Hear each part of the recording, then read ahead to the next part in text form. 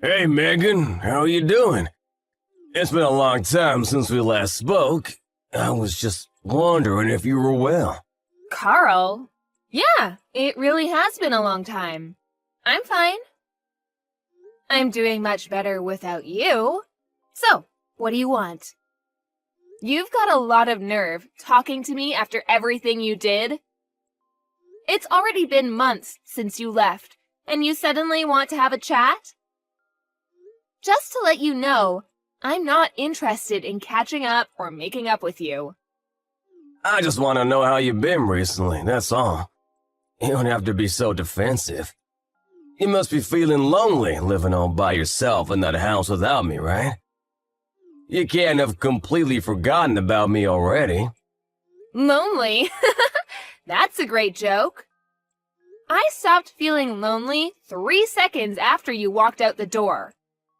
Honestly, I felt more angry and sad. But it's already been months. I'm not sad about you anymore. I'm disappointed and still angry enough to not want to have anything to do with you, but otherwise, I'm doing really well. I'm grateful to our lawyers that our divorce went so smoothly and that it was all over so quickly. Thanks to that, I didn't have to meet you in court as often as I expected. Alright, I'm kinda shocked. I thought that you would still feel something for me. I mean, it's only been 6 months, you know? You can't have gotten over me that quickly, can you? I kinda feel like we've really grown apart. I feel like there's a massive distance between us now. We used to be husband and wife, and we were in love, and we lived together, ate dinner together. But look at us now. We're so far apart. Huh? What's your point, Carl? I told you that I'm not interested in talking to you. That includes getting nostalgic about how things used to be. And what do you expect? I don't know where you're living right now, but of course we're far apart, physically and emotionally. We're divorced, and we're never going to see each other ever again. We're complete strangers now. You're no different to any stranger I pass on the street. The difference between you and a stranger is that I would rather have a conversation with any random person rather than speak with you. Megan, don't be so cold. You don't have to be so harsh towards me. I used to be your husband. The key words are used to be. That was until you won the lottery and suddenly started acting like you were better than me. Yeah, it was a lot of money, but I don't understand how you could have changed so much in just a matter of hours. You threw me away on the day you won that lottery, and you're telling me that I'm being cold? I don't have anything to say, and I have no intention of being kind to an idiot like you. Trust me, I feel really bad for what I did. I know I've been an idiot. That's why I messaged you today. I did something terrible, but I wish you could just talk to me. I'm really sorry. I hurt your feelings. I thought about what I did since then, and I've reflected on my actions. I regret ever doing something so stupid and impulsive. I should have been more rational when we were talking about the winnings, and shouldn't have reacted like that. No, I should have listened to what you said more carefully. You were being so reasonable about what to do with the money, and I wrecked our marriage because I was so selfish. I regret all of that and more. The fact that you're saying that now means you're in the situation I predicted you'd end up in all those months ago, right? I hate to rub it in, but I told you so. I can't believe it took you so long to realize how wrong you were. I could see it coming from a mile away, but I guess you just had to experience it firsthand. I know, I was stupid and I'm sorry.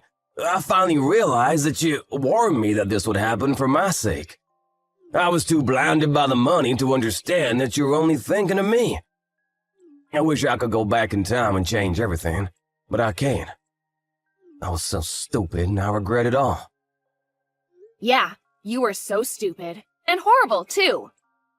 I get that winning $3 million was a big deal. It's a lot of money, and it's not every day that such a large amount of money comes into hand. I think anyone would panic and get big ideas about how they want to spend their newfound fortune. I was pretty shocked too, and I won't lie, I thought about all the amazing things we could buy too. But the way you reacted was abnormal. Once you knew you had the winning ticket, nothing else mattered to you. You only cared about yourself and the money. I wasn't thinking straight. It was like I was in a dream state. I couldn't help myself. All I suggested was that we should be sensible with how we spend the money and save as much of it as possible for our future together. And keep some money aside in case we had children. I wasn't planning on taking anything from you, and I made no mention of spending it all by myself, but you started raving. Shouting at me that it was your money and that I wasn't allowed to touch a single cent. That it was for you to use the way you wanted to spend it. I never intended to take anything from you, but that's what you assumed. And suddenly, poof! Like magic, you were gone, along with the money. You didn't even answer my messages until you sent me the divorce papers. And even then, you only replied that you would give me alimony if I signed the papers. We had been together for 3 years, but all that went down the drain when you got that money and turned into a completely different man. For weeks, I wondered what those 3 years were, if they meant nothing to you. After I stopped being sad, I realized that I had already wasted 3 years, and that I shouldn't waste any more time trying to make sense of what you did. I know. I was completely at fault. But it was $3 million.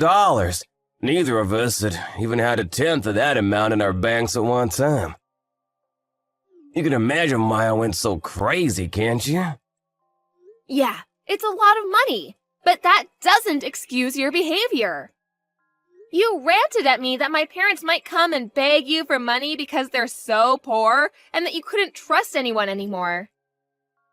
You were insulting me and my family with every word you said. Because you had all this money, you had this ridiculous idea that you were better than all of us. I never knew you could be so hurtful and obnoxious, and I was shocked that you could change so easily because of some money. I don't know what got into me. I don't really know why I said any of that. Well, I didn't mean it, you know that, don't you? I regret everything I did and said after that. I wish I could take it all back. Really? It sounded like you meant it at the time. Don't try and run away from what you did. It's way too late for you to start begging me for forgiveness. I couldn't care any less about how guilty you feel. Your feeling bad isn't going to change anything. Anyway, what do you want? Let's get this over with. What are you talking about? There's a reason why you messaged me today, isn't there? I know you didn't just message me so that you could apologize. No, I really was worried about you. I wanted to show you that it changed and felt bad about what I did. I guess I also wanted to find out what you did with the money I gave you when we divorced. I was just curious about how you spent it, that's all. Money? That's what you're interested in? You're talking about the lump sum of money you gave me, right? You chose to give me that money instead of sending me regular payments of alimony because you didn't want to risk having to send me alimony payments for the rest of your life, if I remember correctly. Yeah, that money. I gave you $200,000, didn't I? Yeah, you did. What about it? What did you do with it?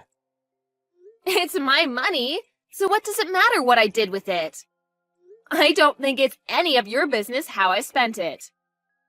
It's not like you set any conditions for how I spend it when the amount was decided in court. Yeah, but it was my money to begin with. I think I have a right to know what you've done with it and decide what you do with it regardless of what was decided in court. And if you have any left, I was wondering if you could return it. Since you're so smart when it comes to money, I was hoping you still have a lot left.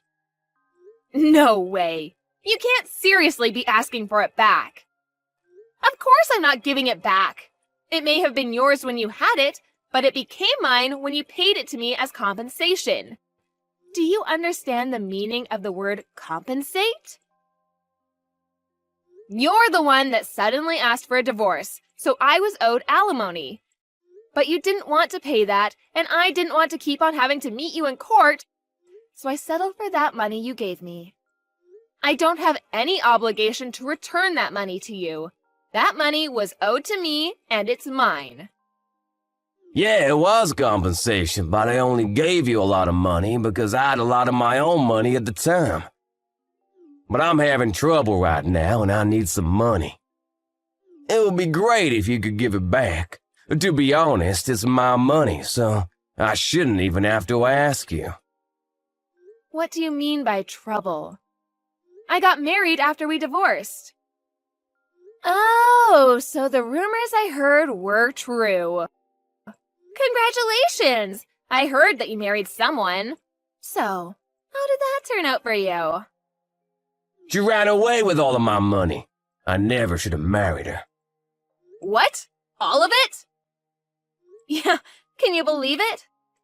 It was $3 million, so I thought that I didn't have to worry about anything for the rest of my life.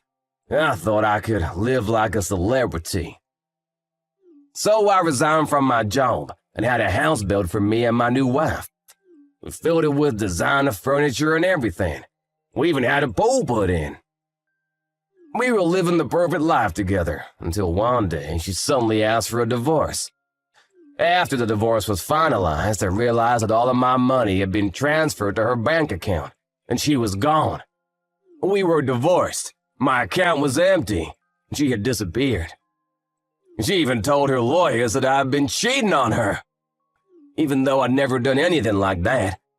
I'd already lost $1 million in compensation during the divorce for an affair I never had, and she took the rest of what was in my account without me even realizing it. I don't know where she is, but the last I heard, she was living in a penthouse apartment abroad. You said you'd never cheated on her, but she managed to win the court case? That must have meant that she had enough evidence to argue for compensation. You can try and act the victim all you like, but in the end, it was your own fault. Your own, irresponsible actions brought all this upon you. Yeah, fine. She got pictures of me with another woman. But how is it fair that she gets $1 million in the divorce? It's my money!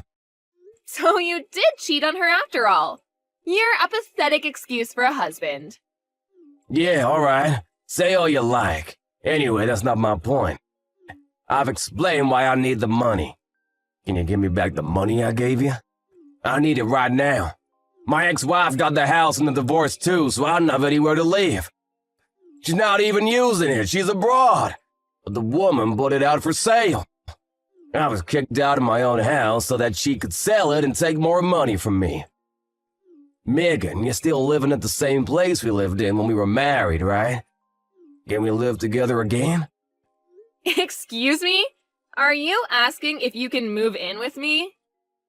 Let's just forget about everything that happened in the past and live together. I want us to start over. I'll be a better husband this time. Even if we don't have the $3 million, I know that we can be happy together. I still love you. We can work through this together. I swear I'll make you happy this time. No way. You must be out of your mind. It's disgusting how you think you can slither your way back into my life again. We're over, and we're never getting back together. Ever. The divorce was finalized, and I'm free of you. I don't have anything else to say to you. Plus, I've already moved out of that house and sold it. I'm living somewhere else. Well, you moved out. Where are you living now? Are you still close by? I'm not giving you the details of where, but I'll tell you a bit about it. Thanks to the compensation I got from you, I was able to buy some pretty reasonable shares. I had to be patient, but it went really well. I managed to earn a profit from it. You bought shares? I never knew that you knew how to do that kind of stuff. Why didn't you tell me when I had the $3 million? We could have made an even bigger fortune. Don't be stupid, Carl. It was beginner's luck. And of course I didn't put the entire $200,000 you gave me into buying shares. I invested a reasonable amount and got lucky. Once I made a decent profit, I backed out and put all the money I made into a savings account. Right now, I'm working full-time and using the money I've saved up to live a little more luxuriously. I buy organic and I spend money on the things I love and enjoy. But I still have money saved for a rainy day. Thanks to that, I was able to get a penthouse apartment in a really lovely area. It's not filled with designer furniture, so it might not be as fancy as the place you had, but it's home. I realized early on that it was dangerous to impulse buy when you have so much money at your fingertips, so I try and only buy what I need or really want. I'm doing really well at work too. So, everything's going perfectly. Smooth sailing. I was being serious when I said I was doing better without you. Honestly, I'm grateful that you won that lottery, and I'm glad you told me you wanted a divorce when you did. If you hadn't, I would have been stuck with you. You living in a penthouse apartment too? You're kidding! I never imagined that you would end up being so successful. It's only been 6 months since we divorced. But that's my money you're standing on. You and my other exes, you're both living in luxury thanks to me. It's money we were owed. I don't know what to say about that money she took from your account. Except maybe that it was just karma coming around to bite you in the ass. By the way, how much money do you have saved right now? About $200? You can't be serious. You're turning 36 this year, aren't you? You don't have a place to live, you're unemployed, and you only have $200 saved? I would sympathize, but I know that it's all your own fault. What are you planning to do from now on? I was just kicked out of my own house last week. I haven't been able to find a job yet. I thought that I could sell the house, but my other ex got it in the divorce, so I don't have anything worth selling. I already failed one job interview, and I didn't know what else to do, so I decided to message you, hoping that you could help me. What about your parents? Why don't you ask them to let you stay with them while you find a place of your own? And a job. Some idiots in my parents' neighborhood found out that I won $3 million and started harassing my parents. Most of it was really childish, you know, throwing toilet paper around, but they were getting death threats in the mail and stuff too.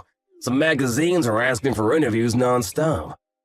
My parents ended up moving away and they cut ties with me. I need your help, Megan. I don't have anyone else. You're the idiot, Carl. That's the main reason why I warned you about bragging about your win to everyone. Just because you won $3 million doesn't make you better than everyone else. I told you that you shouldn't get carried away, didn't I? But you didn't listen, and you lost a lot of friends and made a lot of enemies in the process. I know, I regret a lot of what I did. I regret not listening to you the most, because none of this would have happened if I just did as you said. That's why I want to get back together again. I need you to keep me in check. Sorry, Carl, but I'm not interested in being your babysitter. We're never getting back together. There's not even a 1% chance of it happening. Why not? I'm not asking you to be my babysitter. I want us to be husband and wife again. We didn't get divorced because we stopped loving each other. You still love me, don't you? We can get back together again. You must be joking. You're the only one that thinks we still have a chance. I don't know whether you do actually still have any feelings for me, or if you're just saying all this because you want money. But either way, it doesn't change how I feel about you. The second you said you wanted a divorce, I hated you from the bottom of my heart. You chose your money over me. You made that really clear during the divorce. Now, I'm indifferent. I couldn't care less about what happens to you. Don't say that. That hurts more than being told you hate me.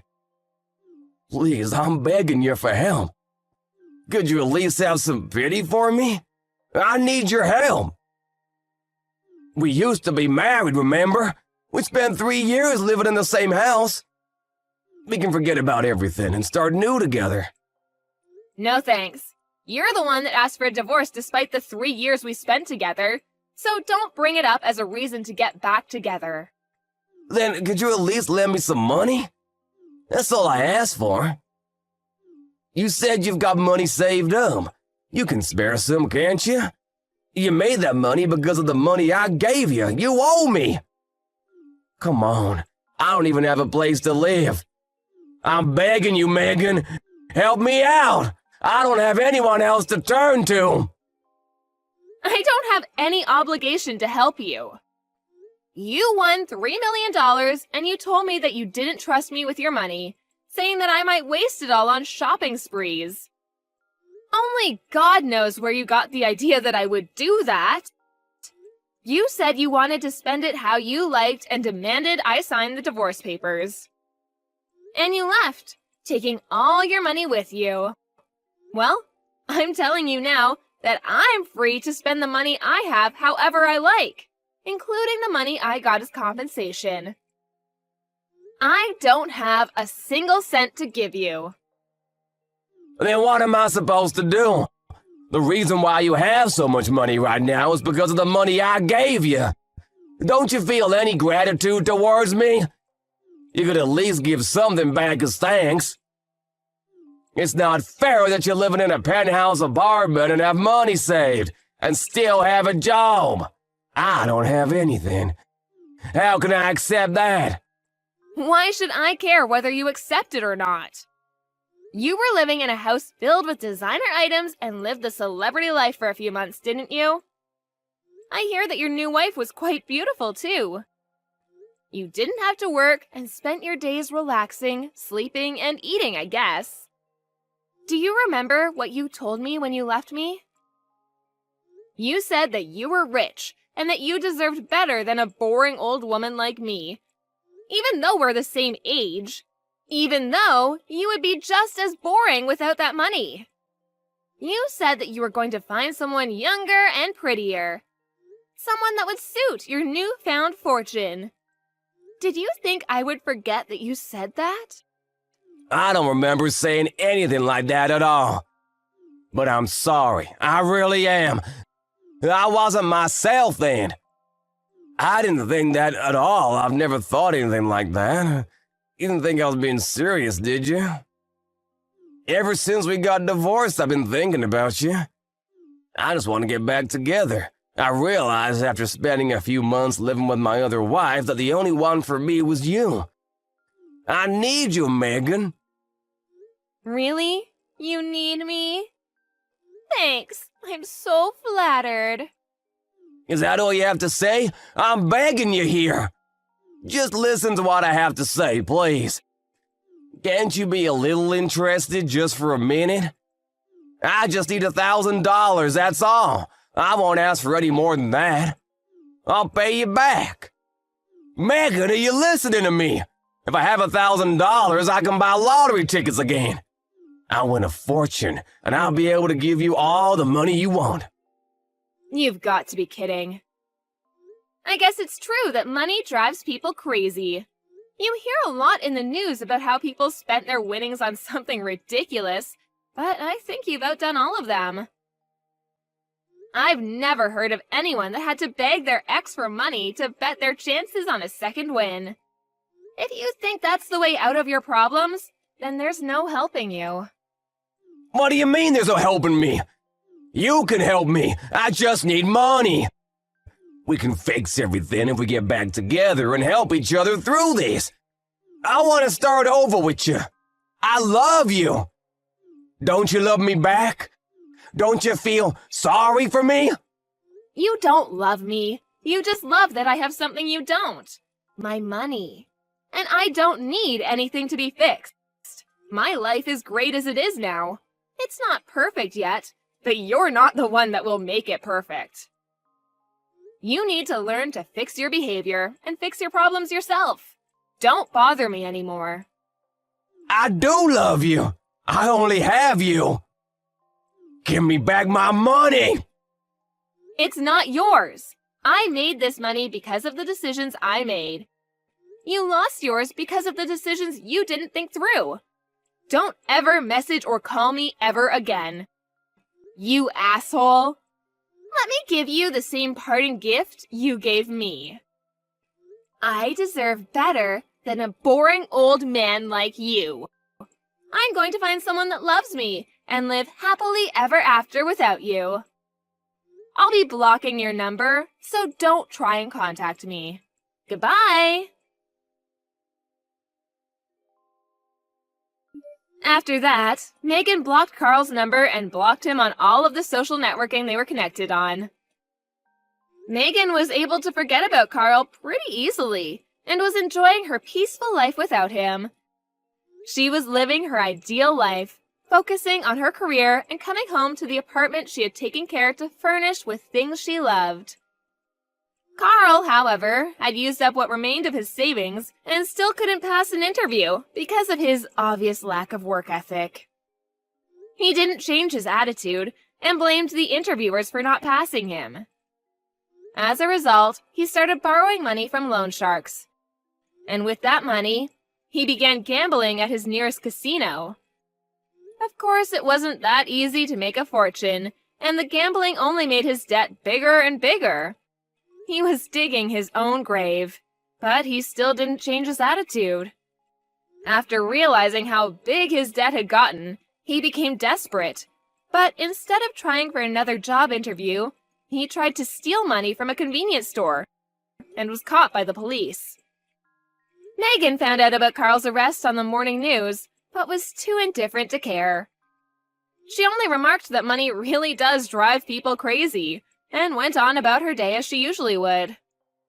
Carl was just another stranger to her now.